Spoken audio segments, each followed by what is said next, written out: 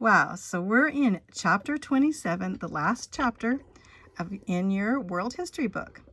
And we just went over the Pacific Rim and the things that were happening after the millennium. The millennium change would be at what? At the year 2000. And so let's begin. We're going to go on to further Pacific Rim countries of Australia, New Zealand, India, and then on to the Middle East. So let's begin. Australia and New Zealand.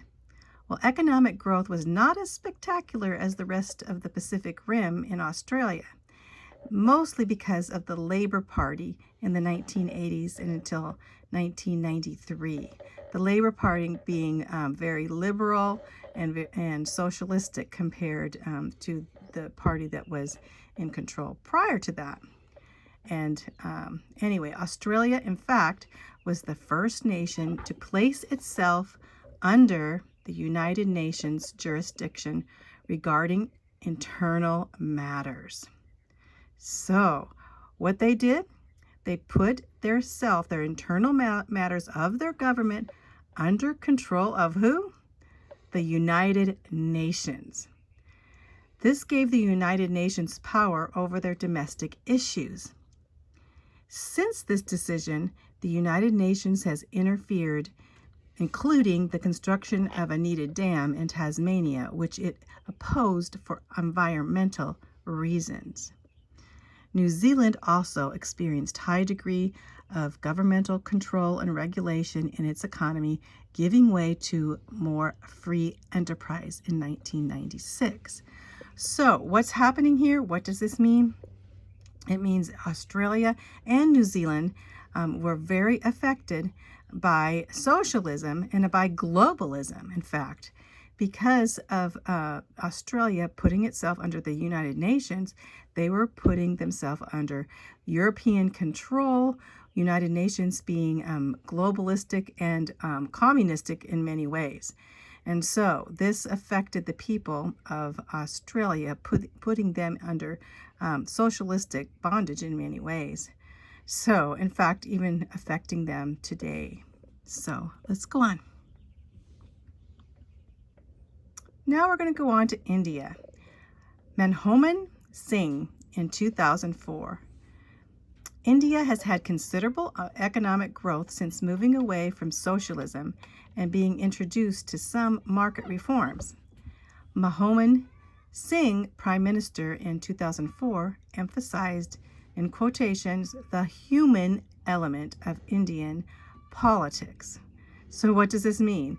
Very humanistic, very, and to that point, globalistic in ways of being humanistic, but which can lead to a lot of socialism. So trying to handle their free enterprise as governmental control. Well, he vowed to help poor farmers and the unemployed. In fact, he did move India's domestic condition to being a world power.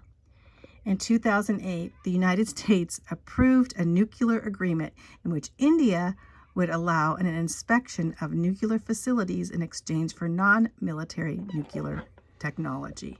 So basically, America coming in and realizing that India would have some nuclear power. And so they said, we will help you in your nuclear, in getting your nuclear non-military power going.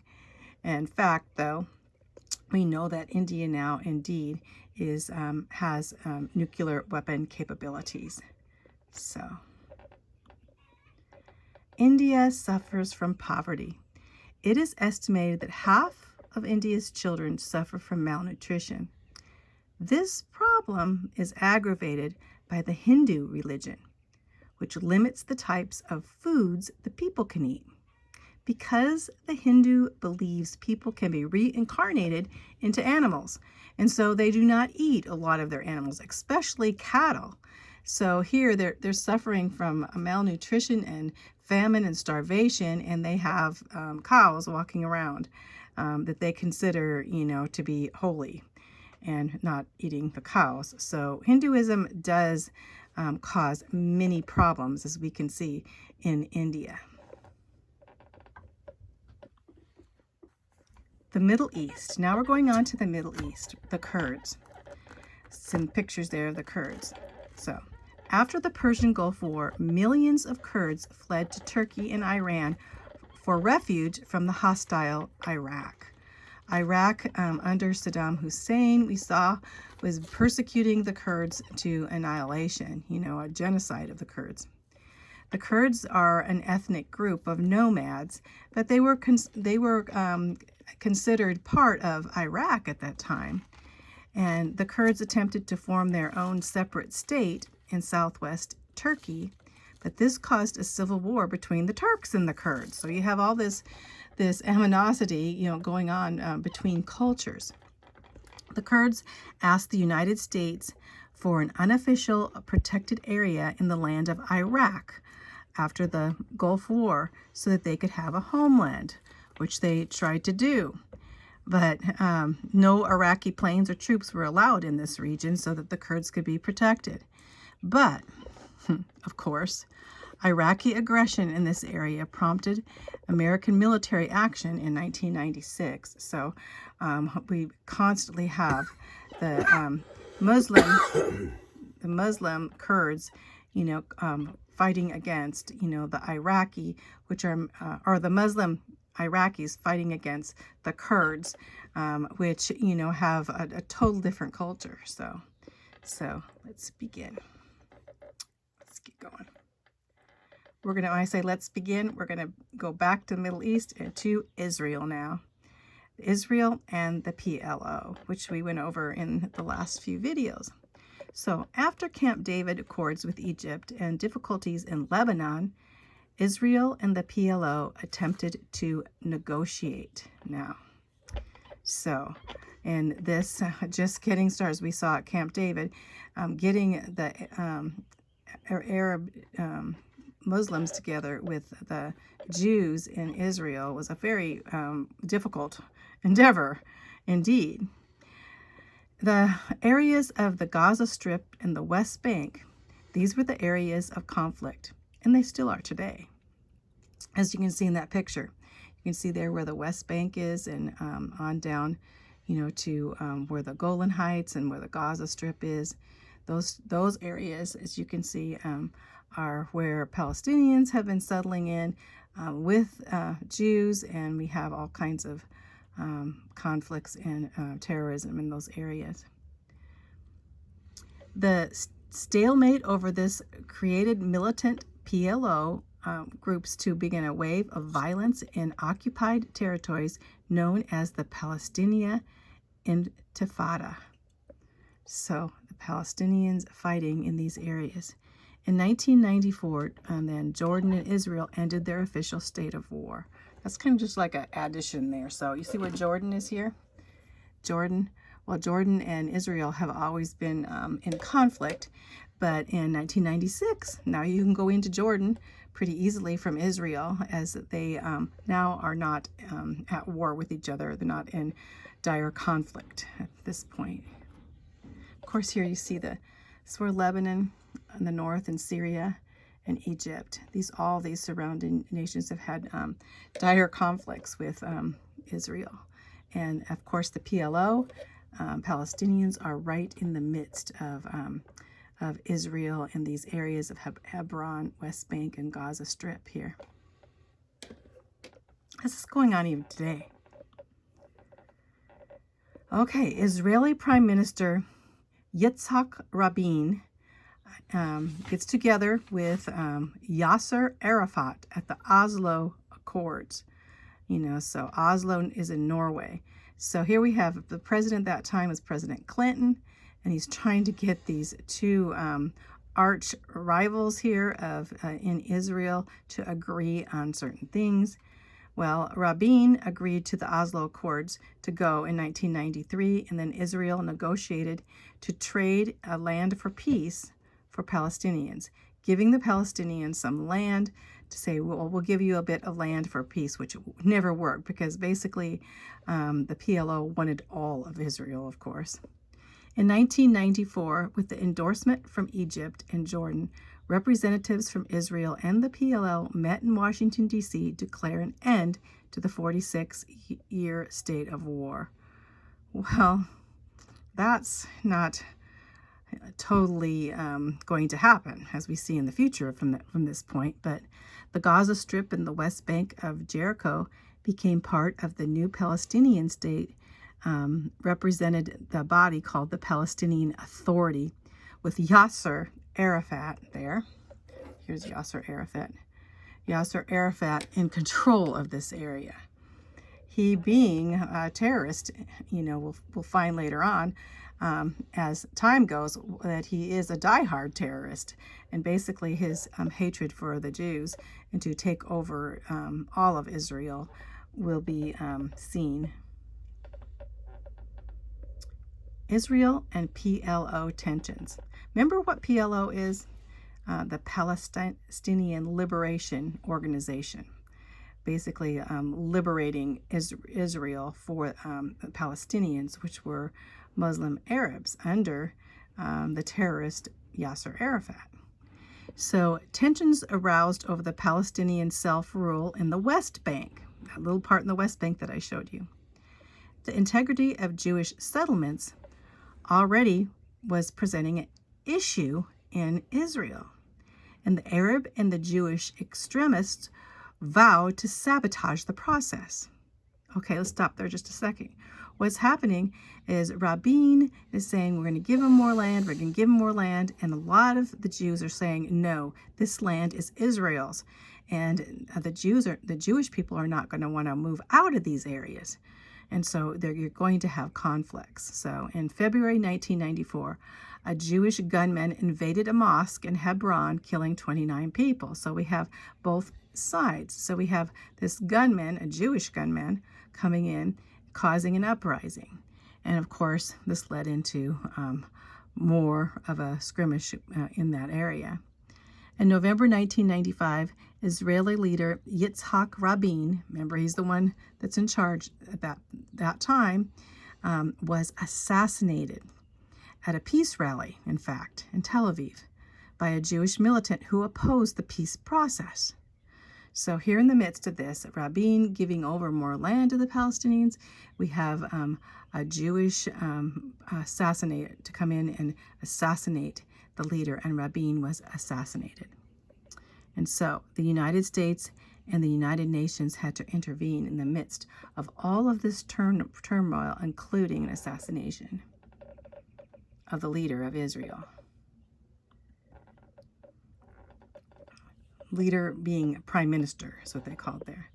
Then came in 1996, Netanyahu is a member of the Conservative Party, and he became prime minister. Netanyahu, though, supported continual Jewish settlement on the West Bank. He was not into giving up land, as Rabin was. And so the Jewish settlement on the West Bank would stay. So that would cause more turmoil. The Palestinians won in the West Bank, and of course, the Jews already settled there. So Yasser Arafat, remember the head of the PLO, he agreed to continue the peace talks and insisted the United States and the Arab nations need to be involved. So trying to get not Netanyahu, you can see that picture at the bottom, with Yasser Arafat, and you see their faces as they do not like each other. And of course, that the situation that's going on in Israel between them is very harsh between the Jewish and the PLO. Netanyahu considering Yasser Arafat a diehard terrorist, which he was, I should say, the PLO still is, I should say. More PLO and Israeli conflicts. So the Palestinian violence occurred in September when Israel opened an archaeological excavation tunnel near a Muslim mosque on the Temple Mount. I've been down in those, so we went down in the tunnel that goes down, and you can see where the possibility of Solomon's temple was there. So the Jews call this area their most holy site, bordering on the western wall. and having a mosque right on where the Israeli Temple Mount was is crazy, but that's what's happening. And so they were doing an archaeological excavation underneath the mosque. So of course, wow, when the Arab Muslims found out, they again became armed. Now the Palestinians had their own armed police force that was representing the PLO at this time, coming to say, what are you doing under our mosque? Israeli troops moved to quell the rioters in Jerusalem and Gaza and the West Bank both, and they clashed with the Palestinians. Again, we have major conflicts going with the Palestinians and the Jews there. And so you can see 45 Palestinians and 14 Israeli were dead and 100 wounded in this conflict just starting with that, with Israel going under the Temple Mount there, tunneling down to find archaeological evidence of the Old Testament and Solomon's temple. So, whew. The United States and the Hebron Accords. Remember, Hebron's another city that that the Jews have, but of course the Palestinians think that Hebron should be theirs. And again, we have a picture there of Yasser Arafat and Netanyahu. The U.S. brought Netanyahu and Arafat together for a summit in October to keep the peace talks going. The focus was on the city of Hebron, a Palestinian population that the Israelis were reluctant to hand over to the Palestinian Authority, as Hebron was one of the Jewish cities in the Old Testament. In January 1997, the Hebron Accords were negotiated, and Israel agreed to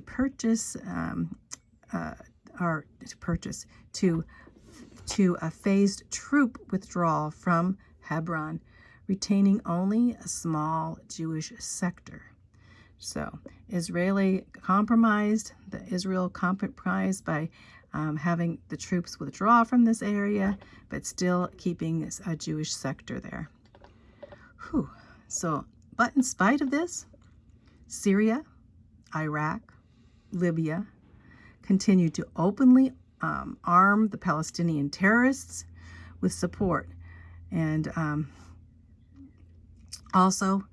there was also support flowing from Egypt and Saudi Arabia. So coming to this town, the town was Hebron, but coming to the time had not only the PLO being supported, now we know the PLO even being supported by Iran. We have them being supported by Syria, Iraq, and Libya, and even possibly from money from Egypt and Saudi Arabia, to be all of these countries wanting Israel to be wiped off the map and having Israel be controlled by the Palestinians. And this is what's going on today. And actually, it's prophesied in the Bible that these things would happen. If you look at, I think it's Psalm 83, onto Ezekiel 38, 39, how there's going to be confrontation, even to the point of the Temple Mount. Because we know the Temple Mount in the book of Revelation will come to be for the Jews. So things are going on, prophecies are happening, and this is all in the Bible. Can you believe this? So keep your eyes on Israel. Operation Defensive Shield. On March 31, 2002, Israeli Prime Minister Ariel Sharon declared a war on terrorism and denounced Arafat as the enemy of the entire world. Not just Israel, but the enemy of the entire world. The Israeli Defense Force, which we call the IDF, launched Operation Defensive Shield, and they were a series of attacks against terrorists with goals of reducing the terrorist threat in Gaza and the West Bank and isolating Arafat at his compound, which they did. The IDF stormed Arafat's compound and uncovered evidence linking him to terrorist activity. Terrorist attacks declined under Operation Defensive Shield, but then they continued again. So what did they find out here? Prime Minister Ariel Sharon found that indeed Arafat was linked to terrorist activity that was going on again in the Gaza and onto the West Bank with the PLO. And so this is in 2002. Operation Determined Path is another operation of Israel. Israeli leaders knew they were never going to be able to deal with a terrorist threat in their region so long as Palestinians were giving safe harbor to terrorists. In June 19, 2002, they followed up Operation Defensive Shield with Operation Determined Path to put pressure on the Palestinians to renounce the terrorism they were doing. Israel moved to occupy the territory they lost to the Palestinian control under the Oslo records. So, or Oslo Accords. It says records, but it's accords. Sharon announced the occupation would last as long as terror continues. So, Operation Determined Path and Operation Defensive Shield were both against the terrorism that was coming through the PLO. And when they found Arafat being involved in all of this, of course, they aimed their defense against any PLO terrorists. And of course, I told you that all these other Muslim countries were actually funding terrorists, from Saudi Arabia, even Egypt, to Syria, Lebanon, and these areas. On to now, we even know possibly Iran, onto Africa, maybe even Russia, not controlling, but donating to the cause of the PLO terrorism to get rid of Israel. The last here is the George W. Bush's Roadmap for Peace. So again, the United States is trying to help in the midst of peace here between Israel and the PLO. Bush announced his roadmap for peace in the Middle East at this time. He called for a Palestinian Authority to stop sheltering terrorists. Remember, George Bush stood up against terrorism. Remember when the 9/11, when the towers came down, and he declaimed that was the Bush doctrine, to fight terrorism, and he indeed wanted to fight any terrorism that was going on, including the terrorism coming from the PLO into Israeli control and the Israeli controls. So we have, in return, Israel will concede to a two-state solution with a Palestinian state that would coexist alongside of Israel. The following year, Sharon accepted for the first time that the Palestinian state was part of the future in some way. Oh, excuse me. By giving statehood to Palestine, however, Israel greatly reduced its response time to any attack. Plus, the Palestinians do not even recognize Israel's right to exist, an attitude not likely to change. And of course, Bush's roadmap for peace would not work, as even today, even more today, we're having problems between the PLO, which now is considered Hamas terrorists in the PLO, attacking the Jews there in Israel. So, and we're looking to the future to see. The Bible says, shows us to keep our eyes on Israel. Why? Because it's prophesied that Israel would become a nation again, which it did. And from that point, Jesus said, that his prophecy of this generation shall not pass away until the coming of the Lord. So we have a prophecy here in the midst of all this, that the only way that this whole skirmish is going to be stopped, not by Bush, not by Clinton, not by Jimmy Carter, not by any of these U.S. presidents. It's going to be stopped by the coming of the Lord Jesus Christ. So let's stop.